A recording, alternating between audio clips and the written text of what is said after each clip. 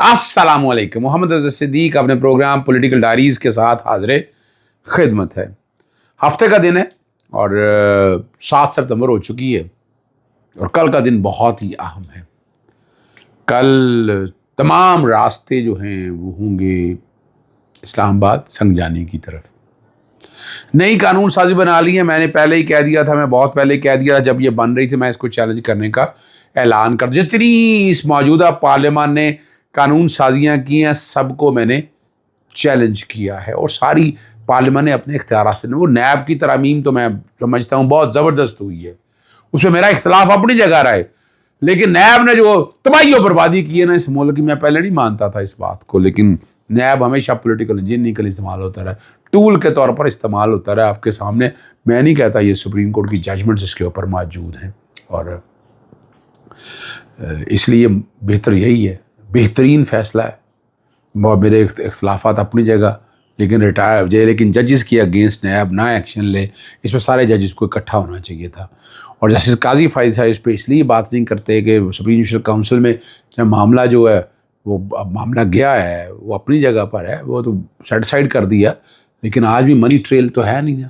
یعنی وہ اگر سپریم کورٹ جسٹ سیٹسفائڈ کر دی ہے تو اس پہ تو بات تو ہوگی نا. نیب کا اختیار ہے, نیب کا بڑا واضح طور پر اختیار ہے اس کے اوپر, لیکن کیا کریں بات کلیئرٹی کے ساتھ نہیں آئی ہے. تو قول و فعل میں تضاد تو نہیں ہونا چاہیے اور بڑی ڈیٹیل میں تفصیلی فیصلہ بھی آ جائے گا سارا, اس میں آگے لائے عمل بھی طے آ جائے گا.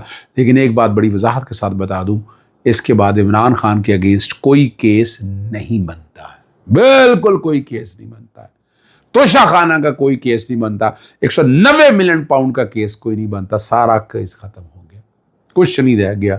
اس سارے حالات اور واقعات کو سامنے رکھتے ہوئے آج 7 سپتمبر کا دن ہے, مسلمانوں کی تاریخی کامیابی کا دن ہے. یاد رکھیے گا, مسلمانوں کی محنت رنگ لائی اور مرزا غلام احمد قادیانی یا جو بھی کہیں گے احمد قادیانی اور ان کے پیروکاروں قادیانی گروپ اور لاہوری گروپ کا اسمبلی میں کافر تسلیم کیا گیا اور ذوالفقار علی بھٹو نے دستخط کر کے قانونی حیثیت میں بھی کافر تسلیم کروایا.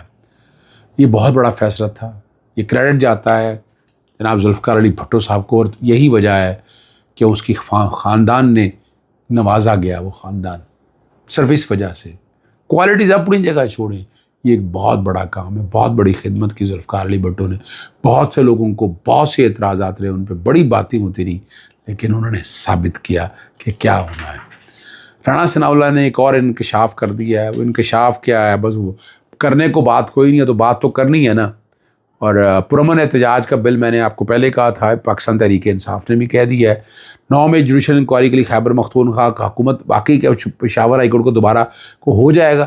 نیشنل ایکشن پلان کی طرف پر پنجاب میں صوبائی الیکشن پلان مرتب کرنے کا فیصلہ ہے اور عمران خان کی گفتگو. رانا ثناء اللہ نے جو انکشاف کیا ہے اس نے کہا جی اعظم سواتی اڈیالہ جیل گئے, صبح 7 بجے آئی جی اسلام آباد نے کھلوائی, اور انہوں نے کہا آئی جی اسلام آباد نے جیل کھلوائی ہوگی.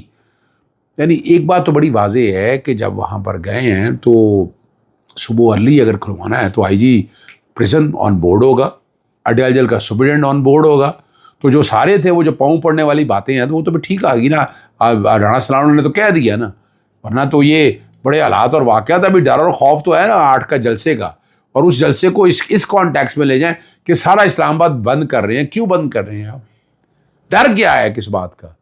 کھلا راستہ دیں, پاکستان تحریک انصاف کو پہنچنے دیں. آپ کو کیا پرابلم ہے بھئی؟ آپ نے سنگجانی بنا دیا, قانون بھی پاس کر دیا, اس قانون کو پاکستان تحریک انصاف بھی چیلنج کرنے جا رہی. میں نے اس پہ پہلے کہہ دیا تھا کہ میرے اس پہ ورکنگ پوری مکمل ہے, اور وہ دیکھیں اس طرح کا قانون ہونا چاہیے. میں یہ نہیں بات کہہ رہا, میرا نقطہ نظر یہ ہے کہ جس طرح سے کہا ہے کہ این او سی نہیں ہوگا, وہ بھائی وہ ریگولیٹ کرنے کی بات ہے, اور ریگولیٹ کرنے کے اب اس میں آپ سزائیں اس طرح کی رکھ دیں کہ کل کوئی جناب کل کسی کو بھی پولیٹیکل وکٹمائز کرنا ہو تو یہ تو بڑے آرام سے ہتھیار ہوگا.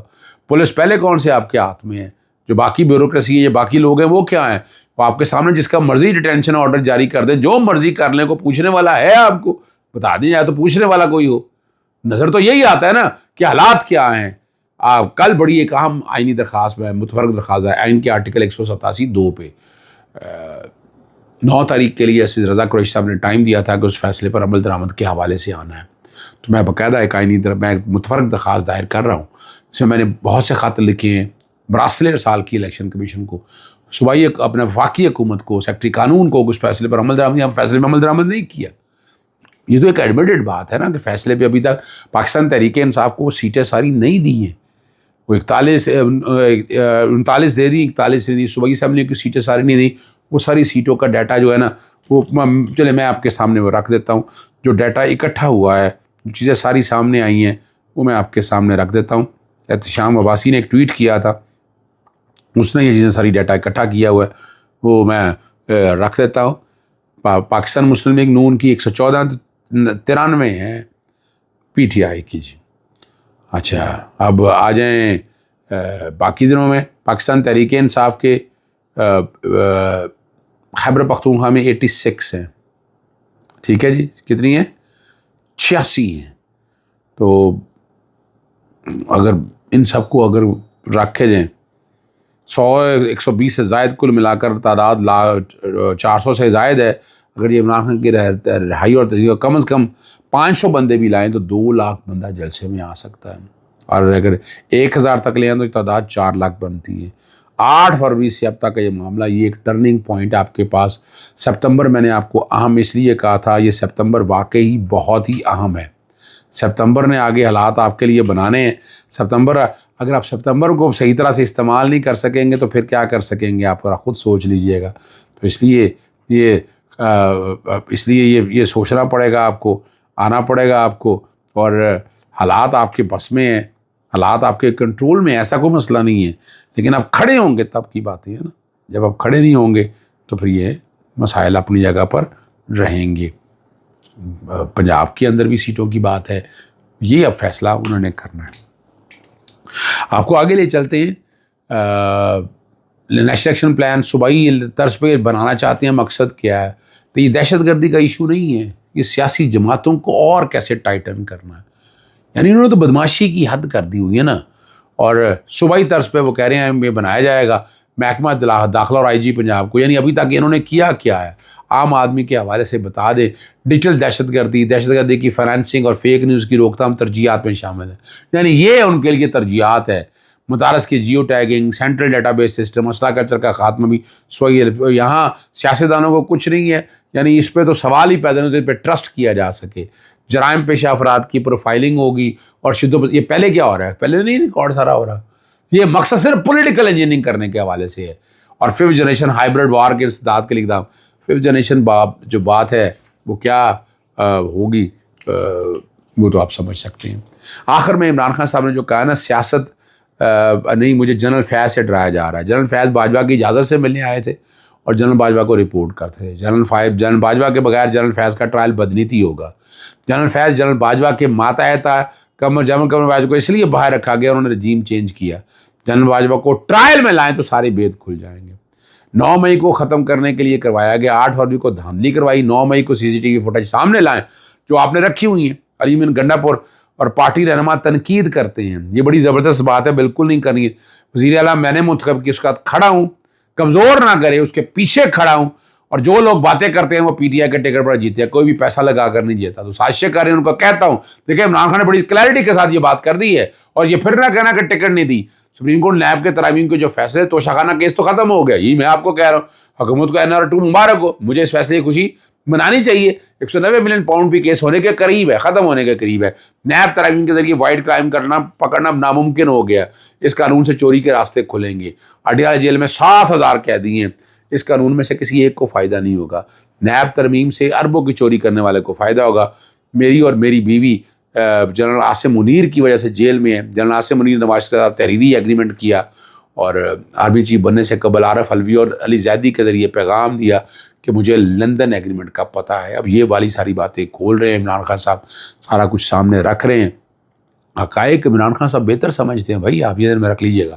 پشاور ہائی کورٹ 9 مئی جوڈیشل انکوائری کے لیے خیبر پختونخوا حکومت نے دوبارہ ہائی کورٹ کے چیف جسٹس کو خط لکھ دیا ہے۔ ٹرائبیونل آف انکوائری آرڈیننس 1969 کے تحت یہ خط لکھا گیا کہ پشاور ہائی کورٹ کے حاضر یا ریٹائرڈ جج کو کمیشن سربراہ جو ہے وہ نامزد کیا جائے۔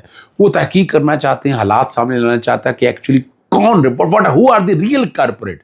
تو یہ تو سامنے آنے چاہیے نا، سامنے آئیں گے اور 9 میں کے اصل چہرے آپ کے سامنے آ جائیں گے، اندازہ ہو جائے گا۔ ابھی تک تو بہرحال ایسی ایویڈنس، کنونسنگ ایویڈنس کوئی نہیں ہے جو یہ ثابت کر سکے، یعنی چلان پیش نہیں اس طرح کر سکے۔ ججز بار بار تبدیل ہو رہے ہیں اور بار بار لوگوں کو ایک پرچے سے دوسرے پرچوں کے علاوہ اور کوئی نہیں گھماتے پھر رہے ہیں۔ اجازت چاہتا ہوں۔ السلام علیکم، اللہ حافظ، پاکستان زندہ باد۔